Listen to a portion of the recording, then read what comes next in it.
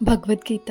నేను ఈ Bhagavad Gita last 1 year నుంచి చదువుతున్నాను. టు బీ హానెస్ట్ నాకు చదవగానే అర్థం అవ్వదు. ఒక 2-3 టైమ్స్ చదివితే కానీ క్లియర్ అండర్స్టాండింగ్ రాదు. సో నాలా ఎవరైనా సఫర్ అవుతున్న వాళ్ళు ఉంటే నేను అండర్స్టాండ్ చేసుకున్నది సింపుల్గా చెప్పాలనుకుంటున్నాను.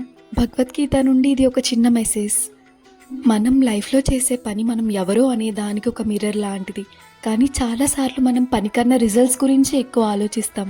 సక్సెస్ వస్తే హ్యాపీ, రాకపోతే బ్రోకెన్ అయిపోతాం.